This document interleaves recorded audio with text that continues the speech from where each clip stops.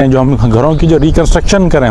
अभी एक और आज ही न्यूज़ आई थी कि वर्ल्ड बैंक ने सिंध हुकूमत को तकरीबन 110 अरब डॉलर 110 अरब रुपए, सॉरी डॉलर तो बहुत ज़्यादा हो गए, 110 अरब रुपए देने की रजामंदी जाहिर की है। आई डोंट नो ये लोन होगा या कोई ग्रांट होगी, मगर एनी हाउ सिंध हुकूमत का ये बड़ा ही अच्छा एक इकदाम है कि उन्होंने वर्ल्ड बैंक से इतनी बड़ी रकम उन्होंने हासिल की है।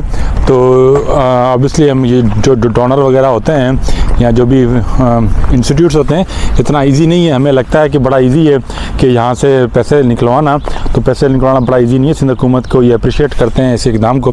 तो सिंध हुकूमत ने इसके लिए एक हाउसिंग कंपनी को, यहाँ पे एक बात बता दूं, जो कि इंटरनेशनल जो रिपोर्ट्स हैं, इंटरनेशनल जो यूएन है और आईपीसीसी और इस तरह की डिफरेंट जो रिपोर्ट्स हैं, उसमें ये साबित होता है कि जो फ्यूचर के जो डिज़ास्टर्स होंगे ख़ासतौर पे जो पाकिस्तान में, वो इससे ज़्यादा आएंगे। हमने 2010 का जो सैलाब आया था उसकी एक इंटेंसिटी थी और उसका एक मैग्नीट्यूड था, 2011 में आया। जो 2022 में जो सैलाब आया इसका बहुत ज़्यादा मैग्नीट्यूड है। इसका जो पानी है जितना आया है, जितनी ये बारिशें हुई हैं, वो 2010 से इससे कंपेयर ही नहीं कर सकते। तो 2010 से ये तकरीबन अभी असेसमेंट आएंगी तो पता लगेगा, 2010 के सैलाब में तकरीबन 10 बिलियन डॉलर का नुकसान हुआ था।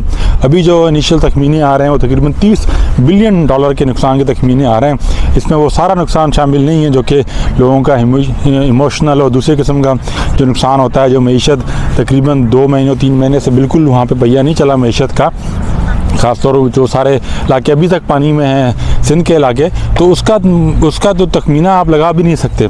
तो एक गुजारिश है कि आप हुकूमत के जो अफराद हैं या दूसरे जो भी अफराद हैं, तो वो आप सीखें। तो आप सीखेंगे किस तरह आप अपनी प्राइम लैंड को आपको छोड़ना पड़ेगा, आपको जो लैंड हैज़र्ड को मैनेजमेंट अपनी प्रॉपर बनानी पड़ेगी, आपको वो एरियाज़ डिफाइन करने पड़ेंगे, एरिया डेजिग्नेट करने पड़ेंगे, भले उसमें लॉ की इंटरवेंशन हो, भले आपको उसको पुलिस फोर्स आपको लगानी पड़े, किसी भी किस्म के ज़रिए से आपने लोगों को एक अल्टरनेट आपने लोगों को ज़रूर प्रोवाइड करना है कि जहाँ पे लोग जाकर अपने वो घर बनाएं। अगर लोग उन्हीं जगहों पे दोबारा से आबादकारी करते हैं, उन्हीं पुराने कंस्ट्रक्शन की टेक्निक के साथ, उन्हीं पुरानी जो कंस्ट्रक्शन जैसे पुराने पहले उन्होंने घर बनाए थे, तो किसी भी किस्म का कोई फ़ायदा नहीं होगा। तो इसमें कई ऐसी तंजीमें हैं, यास्मीन लारी की एक तंजीम है और दूसरी भी बहुत तंजीमें जो कि लोगों को एक रेजिलिएंट घर बनाना सिखाती हैं।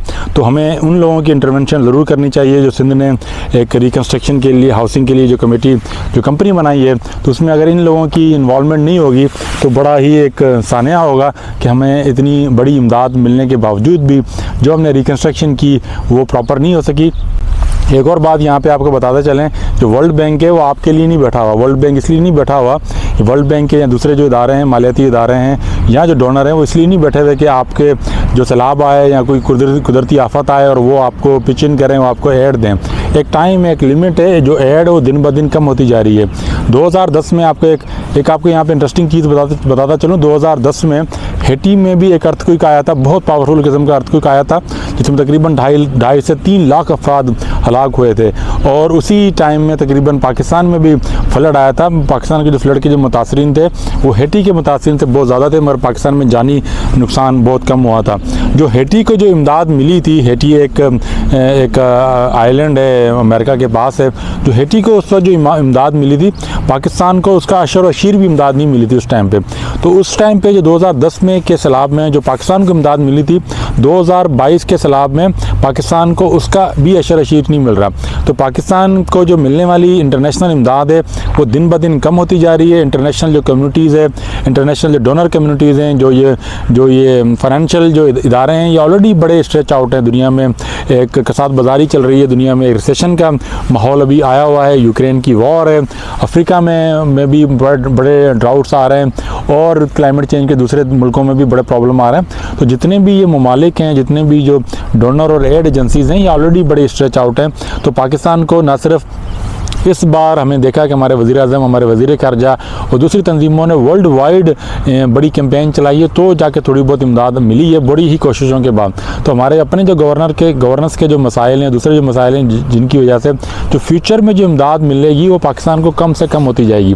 तो इस वक्त जो भी हमें इमदाद मिली, हमें उसका एक एक पाई का, एक एक रुपये का बड़े ही अच्छे तरीके से हमें उसका इस्तेमाल करना है। उसका सबसे बड़े अच्छे तरीके से इस्तेमाल करने का ज़रूरी है कि हम जो रिकवरी, जो रिकन्स्ट्रक्शन करें, उसको उसको प्रॉपर करें, उसको प्रॉपर प्लान करके करें, उसमें स्ट्रक्चरल इंटरवेंशन लाएँ, उसमें नॉन स्ट्रक्चरल इंटरवेंशन लाएँ, लोगों को भी अवेयरनेस भी दें, लोगों के जो घरों के कैसे बनाने हैं उसमें जो टेक्निक्स हैं वो टोटल हमने न्यू बनानी पड़ेंगी। तो लैंड हैज़र्ड मैनेजमेंट है वो हमें दोबारा से बनाना पड़ेगा। तो इसके लिए मेरी रिसर्च जो मैं as a disaster management professional मेरी जो रिसर्च है वो ये हमें बताती है कि अगर हम एक रिकवरी अथॉरिटी बनाएं, टेम्परेरी रिकवरी अथॉरिटी बनाएं जो कि 3 साल से लेकर 5 साल के लिए भी हो सकती है, वो एक बड़ा अच्छा लॉन्ग टर्म में हमें रिकवरी को लेके जा सकती है।